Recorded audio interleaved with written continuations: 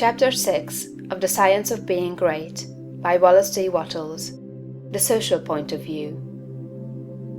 Without faith, it is impossible to please God, and without faith, it is impossible for you to become great. The distinguishing characteristics of all really great men and women is an unwavering faith.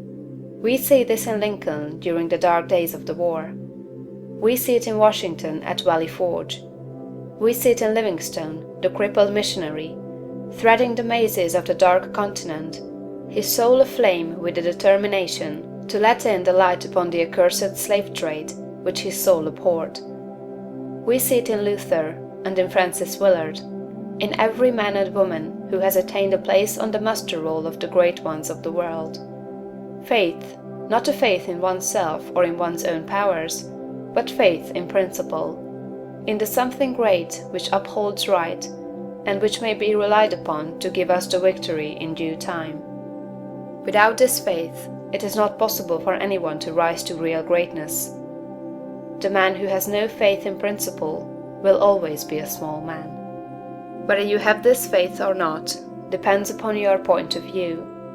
You must learn to see the world as being produced by evolution, as a something that is evolving and becoming, not as a finished work.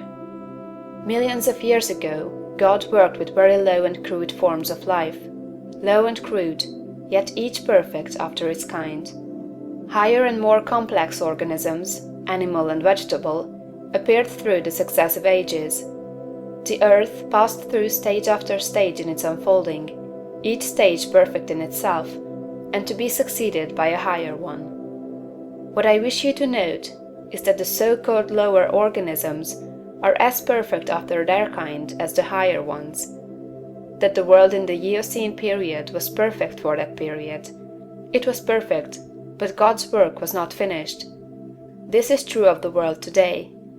Physically, socially, and industrially, it is all good, and it is all perfect.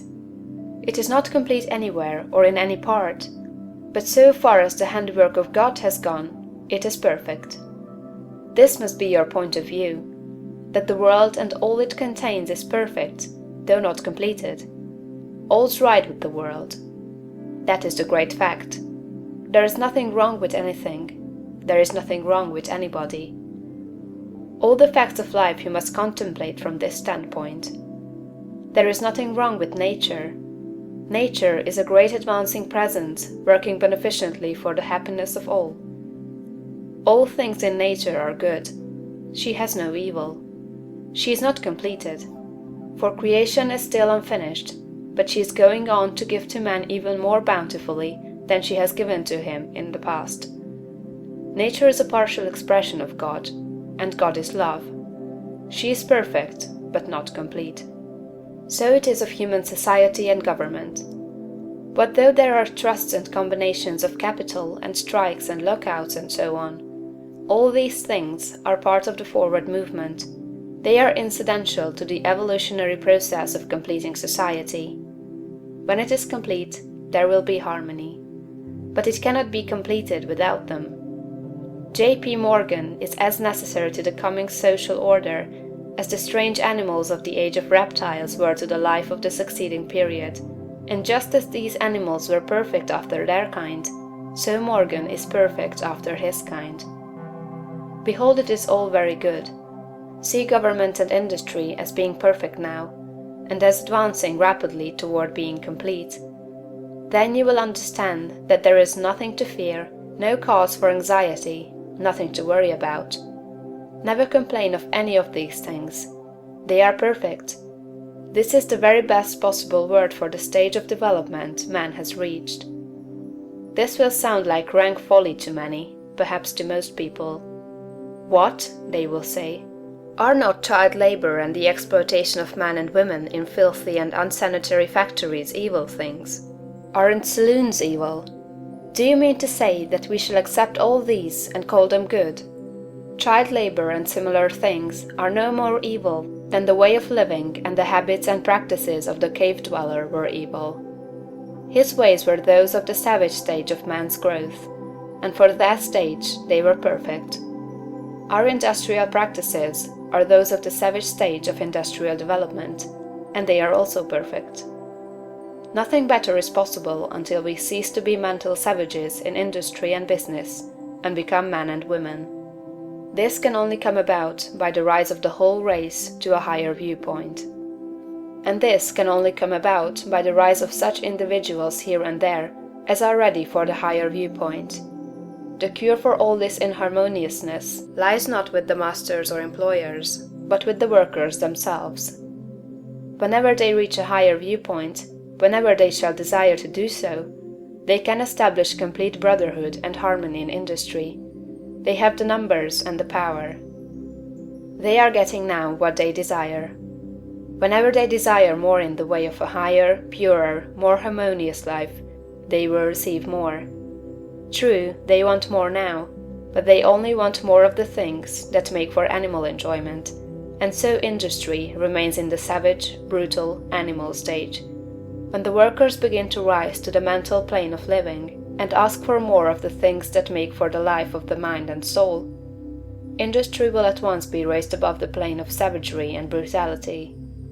But it is perfect now upon its plane. Behold, in fact it is all very good. So it is true of saloons and dens of vice. If the majority of the people desire these things, it is right and necessary that they should have them. When the majority desires a world without such discords, they will create such a world. So long as men and women are on the plane of bestial thought, so long the social order will be in part disorder, and will show bestial manifestations. The people make society what it is, and as the people rise above the bestial thought, society will rise above the beastly in its manifestations. But a society which thinks in a bestial way must have saloons and dives. It is perfect after its kind, as the world was in the Eocene period, and very good. All this does not prevent you from working for better things. You can work to complete an unfinished society, instead of to renovate a decaying one. And you can work with a better heart and a more hopeful spirit. It will make an immense difference with your faith and spirit, whether you look upon civilization as a good thing that is becoming better, or as a bad and evil thing that is decaying. One viewpoint gives you an advancing and expanding mind, and the other gives you a descending and decreasing mind. One viewpoint will make you grow greater, and the other will inevitably cause you to grow smaller. One will enable you to work for the eternal things, to do large works in a great way toward the completing of all that is incomplete and inharmonious, and the other will make you a mere patchwork reformer, working almost without hope to save a few lost souls from what you will grow to consider a lost and doomed world. So you see it makes a vast difference to you, this matter of the social viewpoint. All's right with the world. Nothing can possibly be wrong but my personal attitude, and I will make that right. I will see the facts of nature and all the events, circumstances, and conditions of society, politics, government, and industry from the highest viewpoint. It is all perfect, though incomplete. It is all the handiwork of God. Behold, it is all very good. End of chapter 6.